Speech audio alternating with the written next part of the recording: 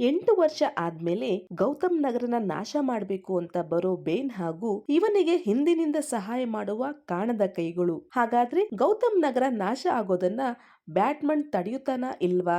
ಇದ್ರ ಹಿಂದೆ ಇರೋ ಕಾಣದ ಕೈ ಯಾರ್ದು ಅಂತ ನೀವು ತಿಳಿದುಕೊಳ್ಬೇಕಾ?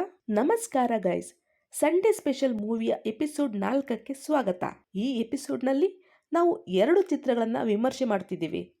ಮೊದಲು ವಿಮರ್ಶೆ ಮಾಡುತ್ತಿರುವ ಚಿತ್ರ 2012ರಲ್ಲಿ ಕ್ರಿಸ್ಟೋಫರ್ ನೋಲಾನ್ ರವರ ನಿರ್ದೇಶನದಲ್ಲಿ ಇಂಗ್ಲಿಷ್ ಭಾಷೆಯಲ್ಲಿ ತೆರೆಗೆ ಬಂದ action thriller dark night Reiss ಚಿತ್ರದ ಬಗ್ಗೆ. ಈ ಚಿತ್ರಕ್ಕೆ IMDbಯಲ್ಲಿ 8.4 ರೇಟಿಂಗ್ ಸಿಕ್ಕಿದೆ.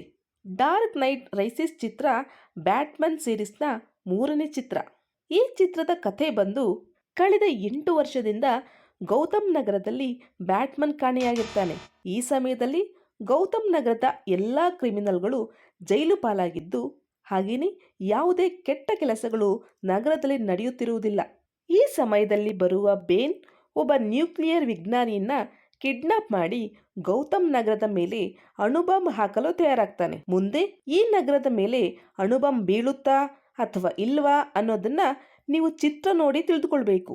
ಈ ಚಿತ್ರದ ಪಾಸಿಟಿವ್ ಬಗ್ಗೆ ಹೇಳೋದಾದ್ರೆ, ಮೊದಲನೇದು ಕತೆ ಮತ್ತು ಚಿತ್ರಕಥೆ.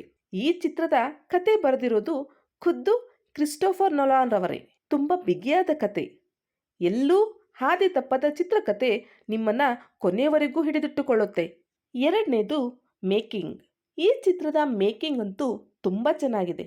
ಅದರಲ್ಲಂತೂ ಕ್ಲೈಮ್ಯಾಕ್ಸ್ ಅಂತೂ ಸೂಪರ್. ಹಾಗಾದ್ರೆ ಬೇನ್ ಹಿಂದೆ ನಿಂತು ಪೂರ್ತಿ ಗೌತಮ್ ನಗರನ ನಾಶ ಮಾಡಲು ಹೊರಟಿರುವುದು ಯಾರು ಅಂತ ನೀವು ಚಿತ್ರ ನೋಡಿ ತಿಳಿದುಕೊಳ್ಳಿ.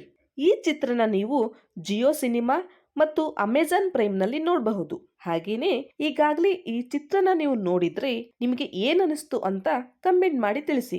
ಎರಡನೇ ವಿಮರ್ಶೆ ಮಾಡುತ್ತಿರುವ ಚಿತ್ರವೊಂದು 2015ರಲ್ಲಿ ಬಿಲ್ಲಿ ರಾಯ್ ನಿರ್ದೇಶನದಲ್ಲಿ ಇಂಗ್ಲಿಷ್ ಭಾಷೆಯಲ್ಲಿ ತೆರೆಗೆ ಬಂದ suspense thriller secret in their ice ಚಿತ್ರವನ್ನ. ಈ ಚಿತ್ರ 2009ರಲ್ಲಿ ಅರ್ಜೆಂಟೀನಿಯಾ ಭಾಷೆಯಲ್ಲಿ ತೆರೆಗೆ ಬಂದ ಸೀಕ್ರೆಟ್ ಇನ್ ದೇರ್ ಐಸ್ ಚಿತ್ರದ ರೀಮೇಕ್. ಈ ಚಿತ್ರಕ್ಕೆ IMDbಯಲ್ಲಿ 6.3 ರೇಟಿಂಗ್ ಸಿಕ್ಕಿದೆ. ಈ ಚಿತ್ರ ಬಂದು ಸ್ಲೋ ಬರ್ನಿಂಗ್ ಥ್ರಿಲ್ಲರ್ ಚಿತ್ರ. ಅಂದರೆ ಈ ಚಿತ್ರದ ಚಿತ್ರಕಥೆ ತುಂಬಾ ನಿಧಾನವಾಗಿ ಹೋಗುತ್ತೆ. ಅದರಿಂದ ತುಂಬಾ ಜನಕ್ಕೆ ಈ ಚಿತ್ರ ಇಷ್ಟವಾಗುವುದಿಲ್ಲ.